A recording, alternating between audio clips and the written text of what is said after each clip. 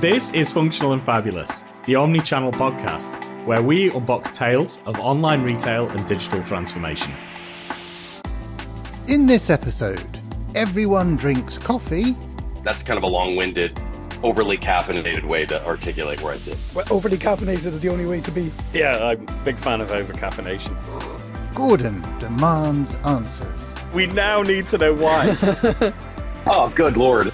Ger tries to get our guest to say something actionable. You can mean it disrespectfully if you want. There are secrets. Do we know what that will be called? I do, but I can't share it yet. It's a secret. And we look at the latest scientific studies. Well, I think there's studies that say people that swear more than others are actually more intelligently advanced. That was actually written by Gordon Human. This episode of Functional and Fabulous is brought to you with pride by Studio 49, retail e-commerce experts, omni-channel growth consultants, and cut-through performance marketing specialists. Studio 49, where your digital retail success is built. We do a little genuflecting over here at the altar of e-commerce before we get going. You're like, bless us, manna from heaven, start pouring. Are you ready to roll? Yeah, we're all good. Okay, hello and welcome to Functional and Fabulous. Today we've got Travis Hess, an all-round e-commerce straight shooter. He's the ex-head of a major Demandware Salesforce Commerce Cloud agency, ex-head of a major Shopify agency, ex-managing director at Accenture, and now the new CEO at BigCommerce. Wait, am I reading that right? Yes, indeed, the first vendor-side guest we've ever had. It's a vendor. Today we're talking product data as the new battleground, why Feedonomics is BigCommerce's not-so-secret weapon, and what's in the future for the big BC. Plus, we will, of course, need to touch on what Shopify gets right, what it gets wildly wrong, and why agility is everything. So strap yourselves in, this one's going to be fast, sharp, and probably a little controversial. Travis Hess, welcome to Functional and Fabulous. Wow, that is a great intro. Thank you guys for having me. I'm glad to be the inaugural vendor on the show. Yeah, and what better man? So, Travis, we have to ask. Salesforce, Commerce Cloud, yes, of course. Big Shopify agency, yeah, that's cool. Accenture, yeah. BigCommerce. Tell us, now the CEO, how did that come about? I think your tone of voice dropped like it was somehow like it was all like enthusiasm. The inflection of your voice. Listen, I think it's the most exciting opportunity in commerce for a myriad of reasons. I think, I sold our last agency to Accenture. The largest digital agency in the world. Certainly they're accustomed to buying things and working with really large clients. This was kind of out of the blue, and never in a million years did I think a lifelong services guy would go run a software company. But I feel like this company and the collection of products was undervalued, underappreciated, underrespected in market. And like I said, if it was a fine-tuned machine, we're just trying to squeeze more blood out of the turnip, it's not nearly as interesting. Mm-hmm. I think the bones are really good. It's like looking for a house and maybe the decor isn't what you would imagine for yourself. And, it's got some issues here or there like every other product, but I felt like the bones, the foundation, the opportunity, the upside was in a great opportunity to kind of synthesize that and leave your fingerprints on it. And at the same time, attract a lot of really respected talent that I've known in the space for a long time and, get the band back together a little bit and, take this to market and compete against some of my old friends. Yeah, and have quite a bit of fun along the way, I'd imagine. Yeah. Super. Sure. Where do you see, BigCommerce? Obviously, as you say, and kind of rightly so, there's been a lot of movement in platforms over the last number of years, but, BigCommerce is still standing, still there, definitely, still competing very strongly. How do you see, obviously we've got Shopify and that can't be ignored, but how do you see BigCommerce playing in the future? Yeah, just a level set. I haven't adjusted these numbers for inflation, but people can do their own math. We're a $350 million publicly traded business. We're bigger than ATG was when they sold to Oracle. We're bigger than Hybris was when they sold to SAP. We're bigger than Demandware was when they sold to Salesforce, and we're bigger than Magento was in both iterations. When they sold it, full stop. And yet, because Shopify is so big, and they're so big because of the way they categorize revenue, and they're basically a financial instrument. I don't mean that disrespectfully. I think they have a brilliant model, Yep. and they do a lot of amazing things. It's a sizable business, despite missteps like everyone else has. It's a very sizable business. I think some of the acquisitions that we made that predated me, particularly with Feedonomics and obviously MakeSwift, I think together, there's a really interesting play in market coupled with where BigCommerce has historically lived, which is, again, think of this as a spectrum. And if you had commerce tools on the far end of the spectrum and purely composable from scratch, and really targeting really upmarket, homegrown custom shops and folks that were legacy ATG and some of these other things. And then you've got Shopify on the other end of that spectrum, very traditional monolith, grew up in obviously SMB and digitally native brands and have been bringing that product up market. We sit probably right of center in that spectrum. And I think, where we're trying to go is, providing the benefits of composability without the risks and the complexities. And so to do that, you've got to make it commercially viable, you've got to make it operationally viable, and you've got to make it technically viable. And then you've got to orient that to a particular market and a particular segment and industry. And that's where I saw kind of the white space here. And I think when you combine it with a Feedonomics and a MakeSwift certainly makes that easy from a visual editing perspective. And Feedonomics is really around data and product feed management, orchestration, and syndication. I think with the proliferation of channels and how many channels brands, brand manufacturers, retailers, distributors, manufacturers have to connect with clients across, this is getting more and more complicated, more and more distributed. And I think this is turning into an orchestration conversation. And I think given what we have, we are in a unique position to take advantage of that. And also embracing the fact that, more disruption and innovation will come by way of third-party ISV than we could ever possibly do ourselves. And I think that's the biggest difference between us and Shopify. I think, I don't want to speak for them, but their model isn't a new model. It's the same model. Forget about the financial model is different, but the monolithic model has been done before. And, I think their argument is we're going to be the sun, the star, and the moon. And maybe they are for a large portion of the market, but there's going to be a large subset that model doesn't fit. And as soon as you have to customize Shopify and extend it, I think it defeats the purpose of buying it. I don't mean that disrespectfully. It's the brilliance of the product that you don't have to do that in many cases. But to the extent that you do, we feel like we're a very, very viable option. And then you could dive into other niches and markets like B2B and other things. But that's kind of a long-winded, overly caffeinated way to articulate where I sit. Well, overly caffeinated is the only way to be. Yeah, I'm a big fan of over caffeination. So, slurpy slurp there, Ger. Right, so if we've understood this right, if Shopify is like a one size fits most, but then why would you not choose Shopify if you've got a business that's a bit more complex, if you've got like different payment requirements outside of maybe ShopPay, or if you've got like a complex retail estate? That's a sweet spot for BigCommerce, is it? Just to help like people listening understand, where does BigCommerce fit in there, and who is BigCommerce for? Yeah, I mean, I think ICP. So one of the things we put in since I got here was this orientation around offerings. Think of them as horizontal in nature and spanning across all three products: BigCommerce, Feedonomics, and MakeSwift, and deliberately broad, by the way. So think of it this way: B2B, B2C, and small business, and let's orient across each one of them. On the small business side, listen, it's a large portion of our revenue that's been with us for a long time, continue to stay with us. There's a reason why they choose us, and it varies by industry and by market. Some of it's around multi-store, some of it's around optionality, around payment. Some of it's around just unique use cases and requirements and a little bit more openness that they need and orients itself towards our product, towards somebody else's. I think that will get substantially better when we roll out self-service Feedonomics later this year. And I think it'll get even better than that when we make MakeSwift more generally available. So that on the small business side, I think there's a lot of upside to make the offering more enriching and better. And I think when that happens, I think the TAM will widen a bit and differentiate. Again, I'm not saying that's for 80% of the market. I think that's one of the things we've got to divorce ourselves from. We're not trying to build a super target, right? Here in the States, it's like you can buy anything at super target. We're trying to build people go to Super Target and buy anything that they want. I would argue people aren't really going there to buy produce. They buy produce there because it's easy and convenient.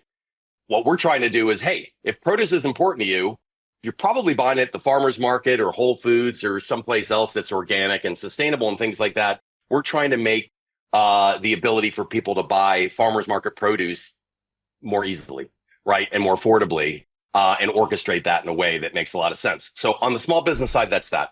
On the B2B side, I think we clearly have an advantage over most. I mentioned in earnings yesterday, we've got almost 12,000 accounts between small business and enterprise plans on B2B.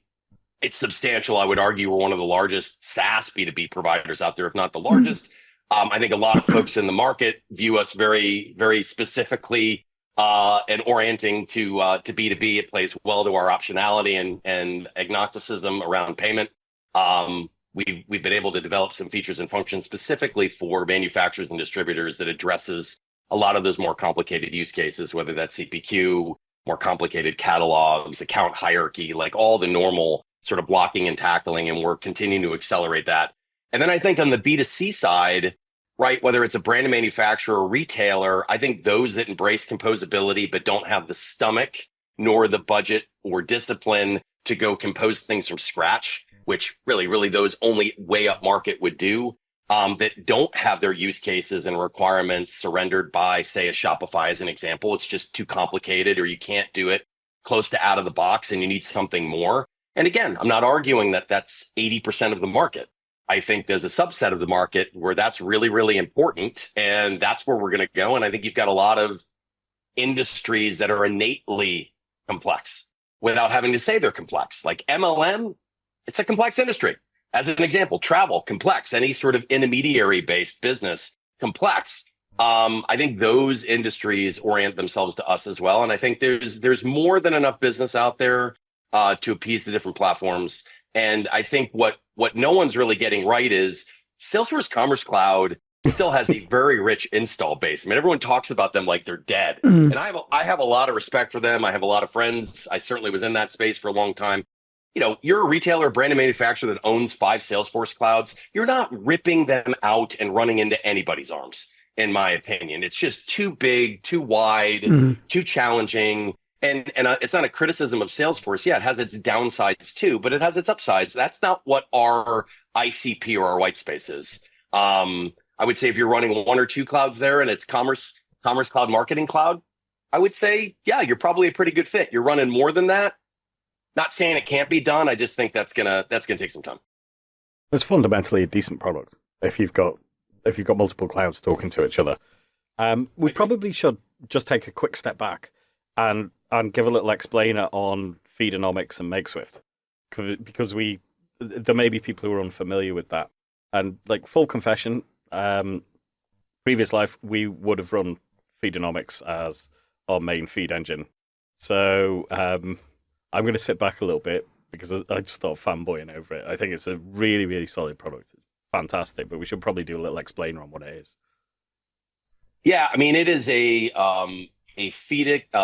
product feed management syndication tool that's also combined with a managed service, if you will. So we have a really talented group of folks that do this on behalf of many large brand manufacturers and retailers across the globe.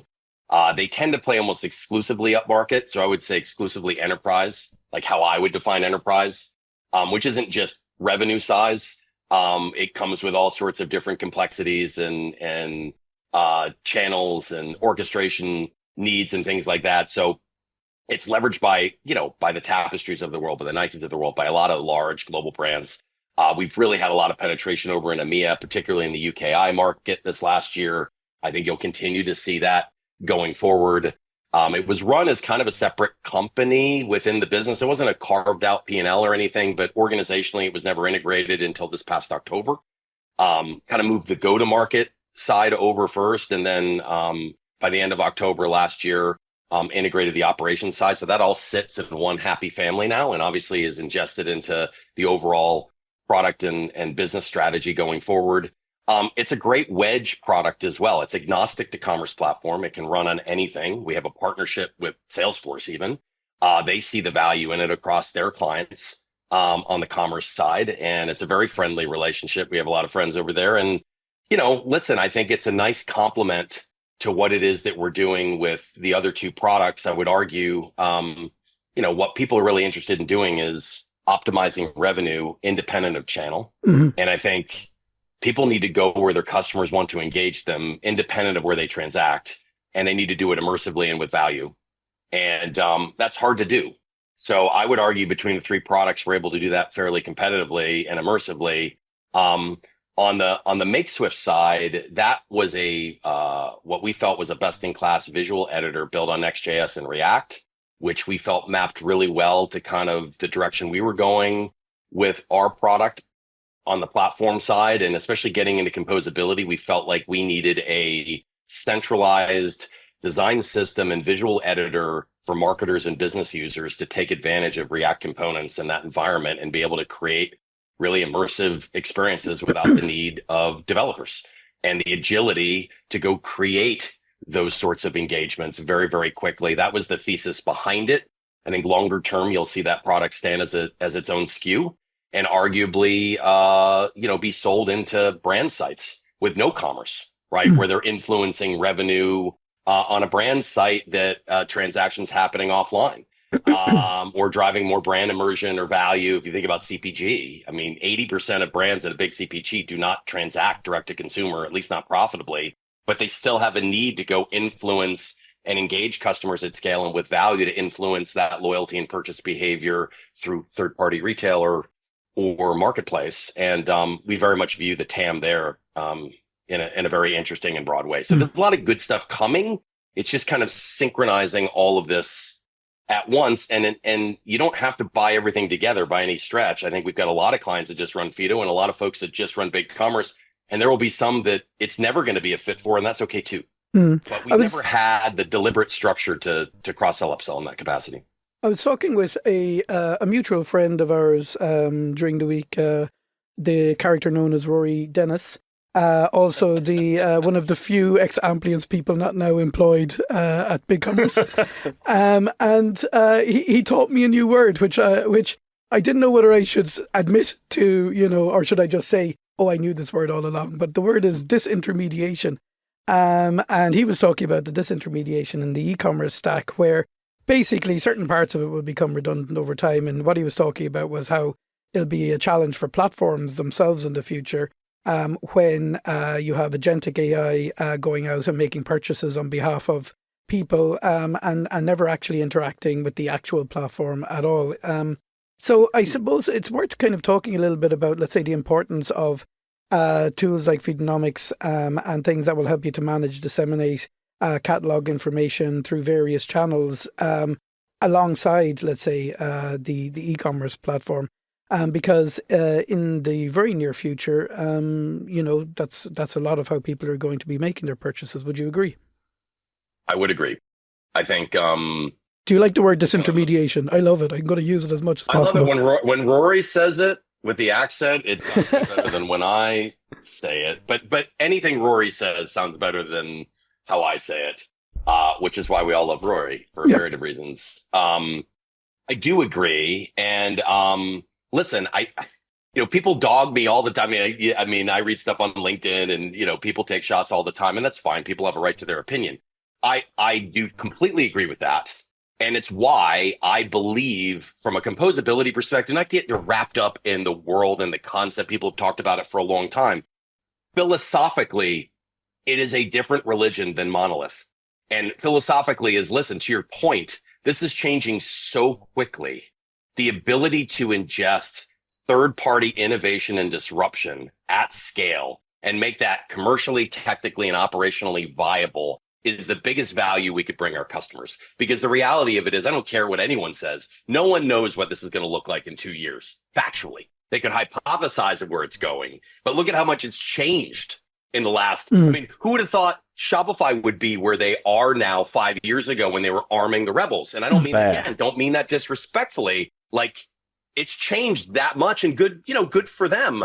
So it's going to continue to change and evolve. And to me, agility and speed is everything. So composability, like for us, if you think of this as a weed whacker, one of those tools, we're sort of like the battery pack, to use an analogy, to allow you to plug in whatever it is you need to plug in at a standard to accomplish whatever task it is you're looking to accomplish. Now, again, the complexity of that is making it, commercially, operationally, and technically viable. It can't take 2 years and it can't cost millions of dollars. And there's a nuance to all of those things. But it's exactly why I'm more bullish on this approach than a monolith approach, because let's be honest, I'm not going to win an arms race against Shopify spending $2 billion a year in R&D. Like, no logical person is going to go, wow, you're going to build better features and functions than they are. Why would you even think the market wants features and functions? They want business outcomes. So this isn't about like some, we're all going to produce like a flux capacitor and all of a sudden everything's magically, solved. It's like, how are you going to solve my business challenge, which is reaching customers at scale with immersion and value and frictionless experiences and serving up high margin products that can get to our customers, for the lowest possible cost at the fastest possible rate, and cover as many channels as we can that our customers want to engage us through. And that's going to be really hard to do through one place, in my opinion. And that's the point I was going to say there is, like, why would you want to try and out Shopify? It's not a battle that you're going to win, but there are other battles that are out there where perhaps Shopify isn't playing, or it's unsuitable to play, and for people to kind of get their head around, that's kind of more where BigCommerce fits. Yeah, and there's been some interesting movements.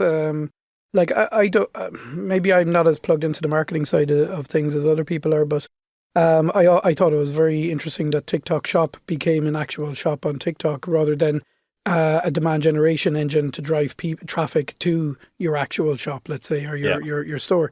And it was a bit of a marker, I mean, all of a sudden your e-commerce platform that you spend ages on kind of doesn't matter. The transactions moved over to TikTok, So, and I suppose we'll probably, now that, that's there, we'll probably see a little bit of that in the future and other things that are coming down the line.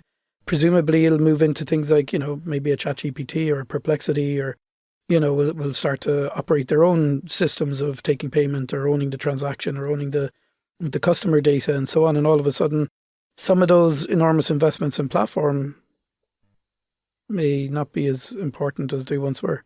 Yeah, think about voice, right? So for years and years and years, there's been kind of voice capability knocking around, and all anyone's ever used it for is like, fart jokes. Alexa, Alexa, do a fart joke, or hey Siri, set a timer for 4 minutes. Yeah. And then all of a sudden, everybody's doing everything on ChatGPT over voice. Well, not everybody doing everything. That's a gross exaggeration, but people are starting to use that. So ChatGPT could now, and there are other AIs, but they could, the transaction could happen there, or the engagement could happen there. Yeah. And that then, as you say, moves everything away from the monolithic platform. And I guess it leads us into something that might be even a little bit of an Achilles heel in some ways with Shopify. And obviously, like, as a disclaimer, the agency I work for is a Shopify agency, effectively. So, we're very, very invested in all that, all of that, everything that Shopify is. But I suppose there is a little bit of an Achilles heel there in some ways, which is the requirement nearly that people will go through ShopPay and Shopify payments in order for Shopify to make the meaningful revenue, which could become challenging. I mean, obviously they're rolling out ShopPay now as a separate payment gateway, and you'll be able to plug it into your other e-commerce platforms. But it possibly gives them a little bit of a challenge. What do you think, Travis? Yeah, listen, I mean, I think I do think it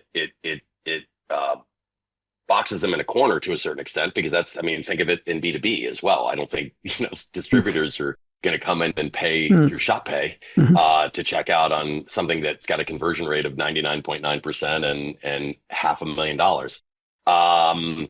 So you could argue they've got to come up with a different monetization model there too. I like the fact that we're not, in that corner. And we have the optionality to do it because you're right. I mean, that's the monetization strategy. And they're basically a financial vehicle masquerading as a commerce platform. And I don't mean that disrespectfully at all. You can mean it disrespectfully if you want. Don't worry about it. There's no judgment. Are you being disrespectful? No, I don't believe in disparaging anybody else's platform. I mean, listen, you can't argue with success. Just go look at their market cap. I mean, to dunk on them in any capacity is just stupid. Good for them. But the inside part out loud is this. No one's going to get rich implementing commerce platforms anymore. No one on the services side. It ain't like the good old days.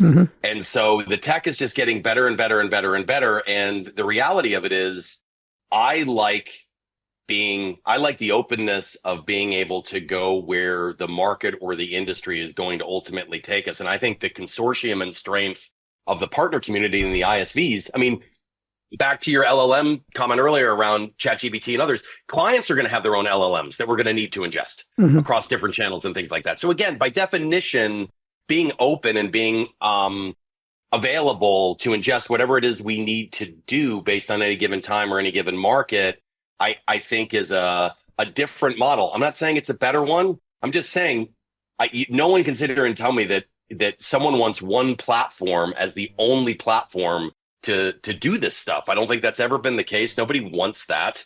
And my argument is, listen, I'm not trying to be them. I don't want to be them. I don't think their ICP is our ICP. They may disagree and think that, our ICP is their ICP. I don't see it the same way. I see us in our own lanes with our own capabilities and our own differentiation. And I'm going to go focus there and we'll see what happens. But that's kind of, it's not apples to apples. Let them go do their thing. They're good at what they're doing. We're going to go do our thing. And I admire what they've done on the payment side, but I do think there's downsides to it potentially in trying to figure out how to get that wrapped back to monetize. Very good. Slightly separate question to move away from, let's say, platforms and all the rest of it. Services. So you're an agency guy for a very long time. How do you find the software and product world? Easier. Really? Tell why? Me. We now need to know why. Oh, good Lord. I mean, I think, listen, services is hard. It's really hard. I mean, I'm not telling you guys anything you don't know. It's a people business, which by definition makes it hard. Two, back to the orienting around business outcome. It's the way I always viewed the world. And I think every services person views the world is, software comes in, they demo features and functions and, usually exaggerate about what's out of the box and what can be done and what can't be done. And you're sitting there in the room knowing you've got to customize it and deliver it and going, oh shit, is there enough budget here to be able to deliver this with a happy client? And, 8 times out of 10, there wasn't. And you've got to figure out how to create that budget or be really smart. I think it's way harder now because it's not nearly as enriching. And the problem with a lot of these agencies, and again, no one talks about this shit publicly, but here's the reality. The biggest agencies in the world in commerce are fed by their channel partners. That's the way it's always worked, right? Whether it was ATG feeding me when I was running Amplify, or it was Demandware and Salesforce Commerce Cloud and Hybris feeding me at Liberia, or it was Shopify feeding me at BVA and The Stable and Accenture. Like, that's just the way it works for everybody. And that's the model. I bring you deals. You play ball with me to help accelerate the deal consumption. You help me co-sell it. And your reward for that is you get the services dollars by proxy. The problem is there's not enough deals anymore. And those deals are so hyper competitive. Like what was once $500,000 is now $150,000. And Ger, you know this. I mean, listen, I did this at BVA. Like, it's really hard to deliver. I don't care, pick a platform, implementation for $200,000. You're fractionally staffing resources. The context switching alone just burns people out. Yeah. And the quality it's just hard to get all of that. You've got to get to a recurring revenue model. And I think most of the commerce agencies out there aren't set up to optimize revenue and drive performance marketing and things like that, which would lend itself to some sort of subscription and land and expand motion. I think most got fat, dumb, and happy on the implementation work. And that is what's disrupted the space. So everyone's sitting there hoping they get fed and there's enough work to keep butts and seats and people billing. And I just think that's going to get even worse, believe it or not. And I know that's not what folks want to hear, but it's reality. If you're an agency person out there today, you own an agency or want to start an agency, I would get into a recurring model sooner rather than later. And unless you're, three guys and a German Shepherd in a church basement, and you're just slinging code and just doing project to project work or design work, any sort of agency that's going to scale, you cannot scale without at least 60% of your revenue being recurring, in my opinion, at least not profitably. I mean, everyone's got rich family members. Well, not everyone. Some people have rich family members. I never did. But yeah, if you've got like family money or somebody else is subsidizing you, good for you. But no, I think a lot of PEs are now out buying agencies, trying to bundle them together to try to get the scale. I think it's tough. Software is way more margin. I think it's simpler. It's harder in different ways, but I think as a services person, I think it's much simpler than trying to drive a profitable services business and scale it. Interesting. I did once meet a very successful services guy who started. He actually went into his last services company at the age of 52, which I thought was like, this man was like a monster. Does that man ever get tired? 50, yeah. Well, he did it he was 10 years. He's, I think, retired now, but I just thought it was absolutely mad at the time where every agency guy is trying to figure out how to get out, I suppose. He's diving back in, like Al Pacino. There's always a contrarian play. Listen, I think for me, like getting into the Shopify ecosystem, coming out of Demandware and Hybris, where you had big meaty implementations, and even back in the day when things were hosted, like you're doing DevOps and hosting and forced upgrades every 18 months, things like that. Those were the good old days. It's Shopify, I realized really quickly, like a lot of velocity, a lot of deals, a lot of really exciting sort of opportunities to engage with brands and things like that. But again, just really, really hard. The context switching and the part-time staffing is something I never experienced before in my services career. And that is like a gong show. I mean, it is just so hard, and so hard on the people too, to be working on 3 projects at once. You've got time zones and everyone expects everything to be fast. It's getting it into that retainer model and having a prioritization. We had a prioritization framework anchored around a strategist running basically a pod. And that strategist basically ran a prioritization framework on the backlog.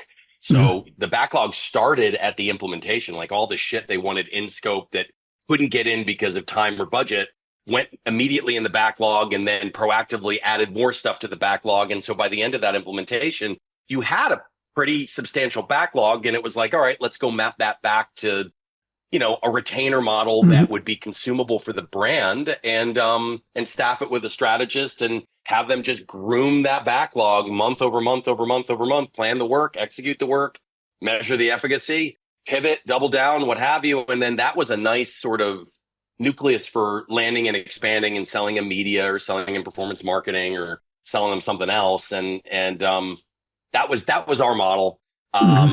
It was great once you got into it, but it's hard if you don't have that. You're just trying to, sell retainers for the sake of selling retainers. It's like sooner or later clients get fatigued and they're like, why am I paying you X a month? What are you bringing me? So you've got to have a motion that proactively brings value and measures it. Otherwise, it's just it's the beginning of an end. Yeah, 100%. It's definitely a challenge. It's definitely a skill set and a different set of muscles. What do you think? I suppose we're coming up on time fairly shortly. I'm just curious to know what's on the cards in the next 12 months that you can talk about, obviously, with BigCommerce. Like what do we have to look forward to? I know that you have the UK summit is coming up April time frame. What kind of things are you excited about that you're bringing to market? What's next? Yeah, I mean, we've hired a bunch of new folks, several of which are ex-Amblients. Give John Williams and Rory and Tom Armstrong a commission for referrals there. So we've been picking up a lot of really talented folks, passionate folks that I think subscribe to the same mindset that we do. So excited to have a lot of really talented folks from the e-commerce ecosystem, many of which already knew each other, and leveraging them to take a lot of things to market. I think, to your point, we've got EMEA Summit in April. We've got more and more. We just launched Catalyst, which is our accelerated reference architecture at NRF, which includes MakeSwift. We'll see some expansion there with some more sort of pre-composed bundles oriented to specific industries in an accelerated capacity. We're going deeper with partners, a bit more focused there, both tech and agency and GSI partners. We're rolling out a self-service version of Feedonomics later this year, which we're really excited about, and obviously accelerating a lot of capabilities around our B2B. Which is already good. It'll get better and be more native to the platform. And I think, we're excited to roll that stuff out as well. So what we signaled to the street publicly is, we went through a transformation here, particularly around go-to-market over the last couple months. Mm-hmm. That is largely complete. We'll continue to add some quota carriers, but we've essentially doubled our quota carrying capacity over the last 2 or 3 months. Our external messaging will start changing around Shop Talk, kind of mid to late March, which we're excited about, and kind of a redesign there. We're launching a parent brand that'll represent all 3 products, BigCommerce, Feedonomics, and MakeSwift later this summer, which we're also excited about. And I think, do we know what that will be called? I do, but I can't share it yet. It's a secret. It's a secret. like a Who is John Galt sort of lead up. We'll start making t-shirts and buzz there, but. I think a lot of exciting stuff. What we're trying to do is exit the year more oriented towards a rule of 40. We're not going to be at rule of 40, but I think we'd like to see some leading indicators of growth and efficacy on the strategy and the execution here in the next quarter or so, and then have that lead into improved bookings. We're trying to grow revenue and ARR. I mean, did really well in profit, overperformed on profit this last quarter per earnings yesterday. We really want to grow ARR, and we feel really good about where the business is right now. It's just, we've got to go out and execute, and, looking forward to having pushed through all the changes and transformation over the last, several months, and, hit the field and go execute against the strategy. Well, it sounds very exciting. A lot of change, obviously, BigCommerce. I mean, there was a decent team always there. They had been there for a while, and, and so there's a bit of transformation happening, and it sounds like you got both hands on the wheel. I'm impressed we got through like the amount of time we did with all of our respectful comments, but also not a single curse word, which I was expecting. I was expecting that we would have to. I think I swore a couple times. I like to normalize myself. Oh, really? Swearing a couple times where people don't feel like I'm, uppity or. I was expecting to have to call in the anti-police. Well, given that there's so much going on over the next 12 months, and at an industry level, like at a macroeconomic level. We haven't even touched on geopolitics, which I'm pretty happy about. Yeah. And tons of stuff going on at BigCommerce. What I'd love is, Travis, can you come back in this time next year and check in with us? Because we need to see how all of this has gone, because it's like pretty big stuff, and we'd be super interested. No, listen, let's do it in person in Ireland. I think we should do it over there. Exactly. And I think, listen, I'd love to get in that studio. It looks great.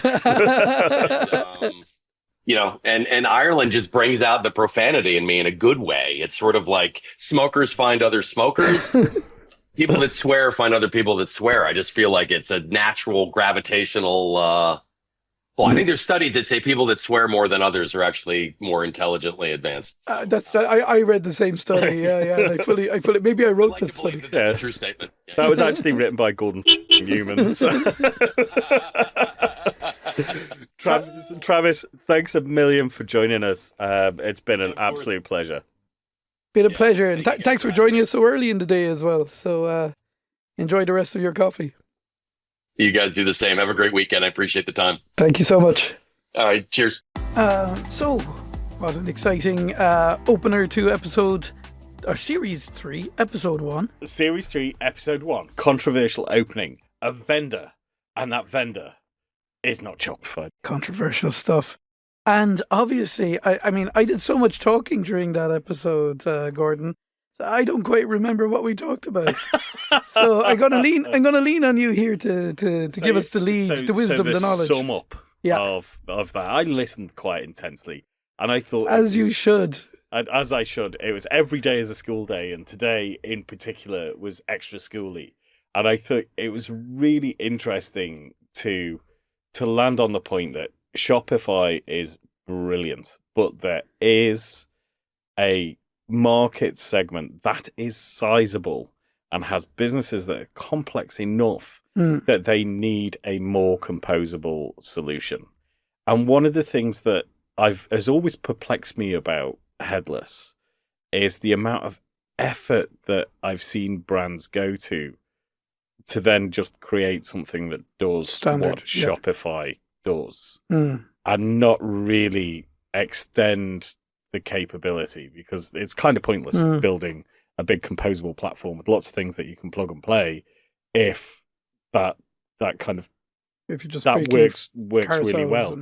And that non-standard component of the market is actually pretty sizable, and there's a solid business case there. Yeah. And I think Travis summed this up really well when he said there's a scale. Like, you've got a large number of organizations and a large number of businesses that actually don't need it to be open. Like, having a choice of payment gateway probably doesn't benefit them. No.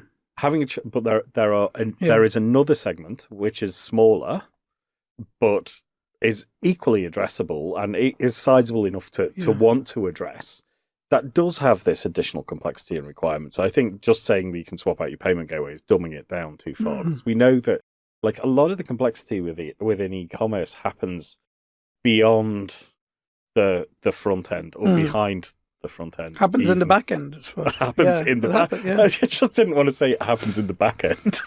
Well, okay. But it happens behind the scenes. Behind the scenes. Yeah. In the complexity of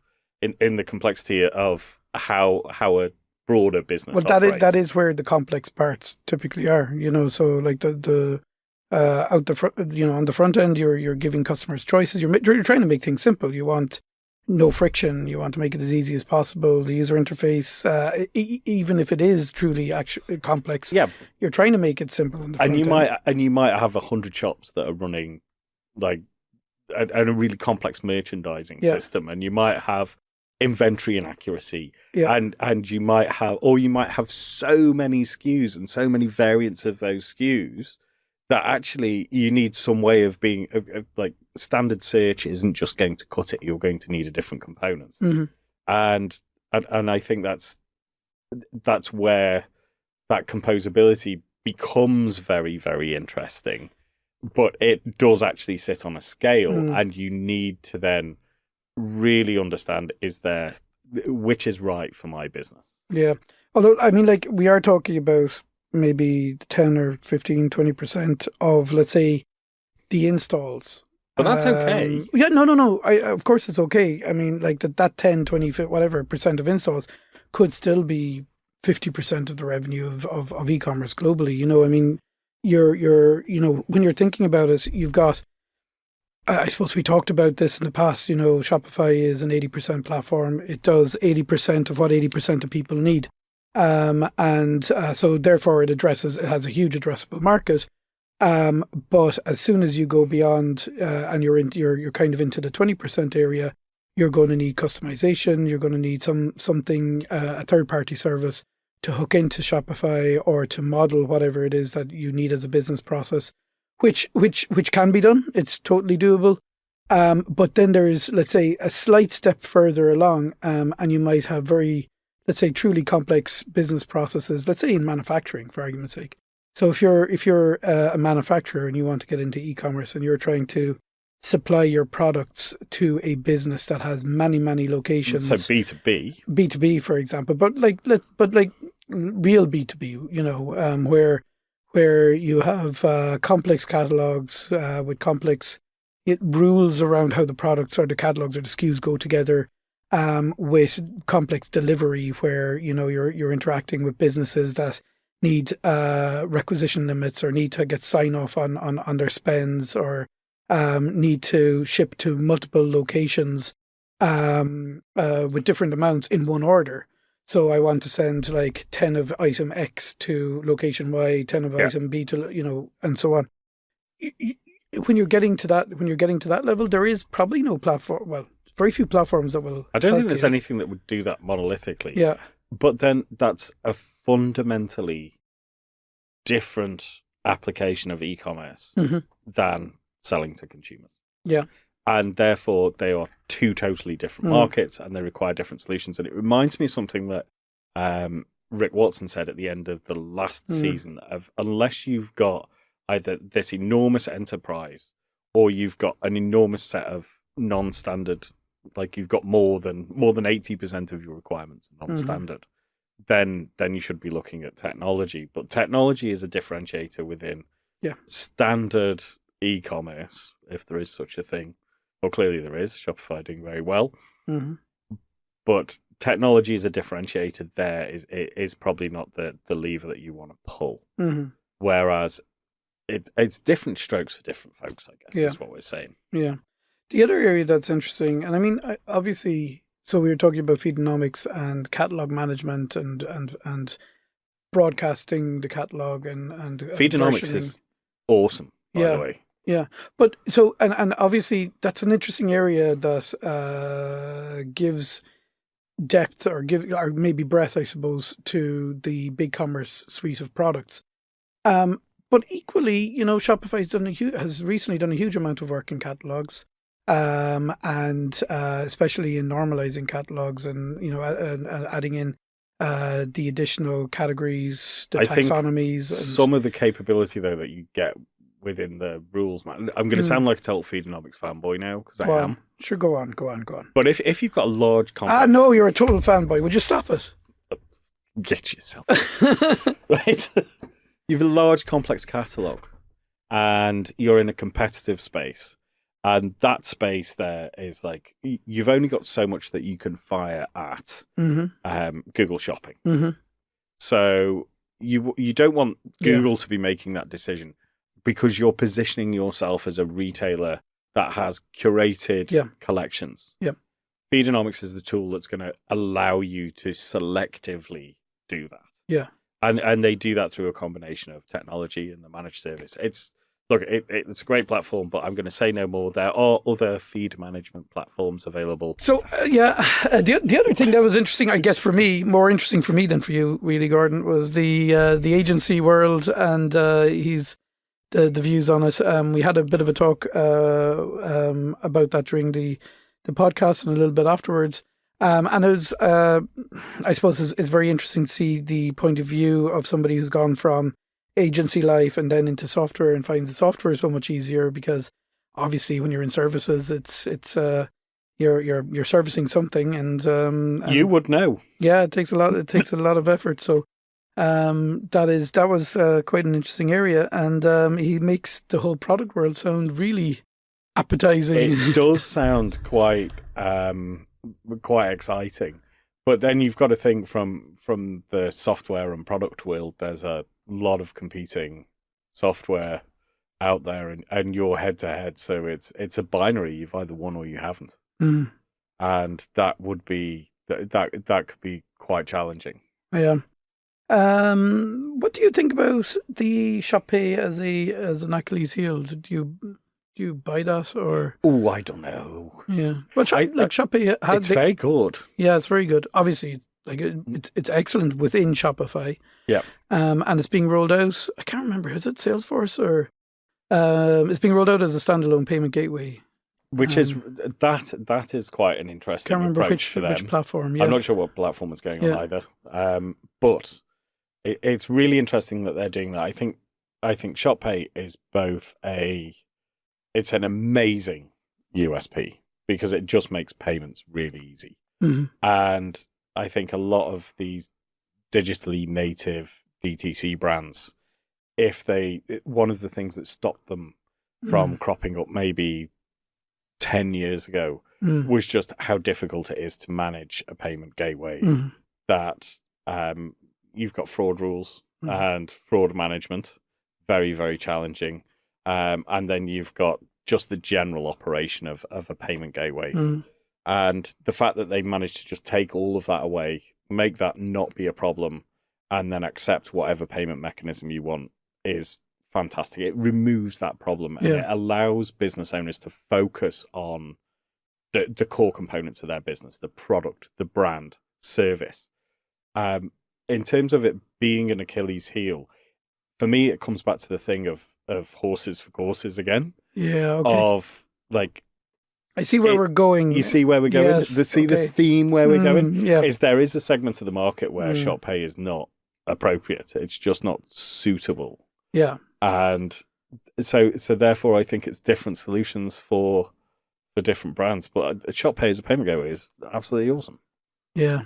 And also just, I guess, to mention as well, like the value it adds into Shopify POS, where it's also, you'll also recognize the customers that come in and can nurture your customers correctly in an omni-channel way, and in ways that we've been looking at or talking about for at least 7 or 8 years, where we were trying to store tokens and ERPs so that people could refund back to the card in store and online and all of that kind of thing. It solves that issue. It's all dealt with. But makes it, and again, this is really interesting because that has been solved in some of the more complex composable solutions. Mm-hmm.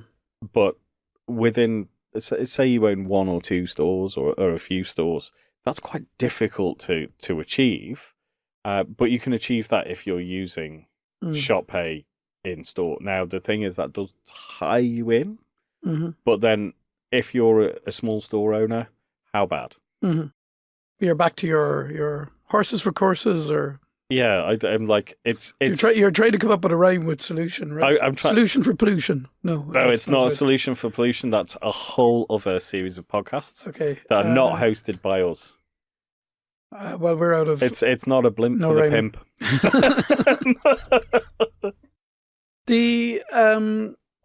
I suppose the thing that we really learned about BigCommerce and the direction that it looks like the new let's say the new team in BigCommerce, because it is a new team, are going in is the focus on an ICP that isn't the ICP that was their ICP probably previously, which was the same client profile or customer profile that Shopify had to a large degree.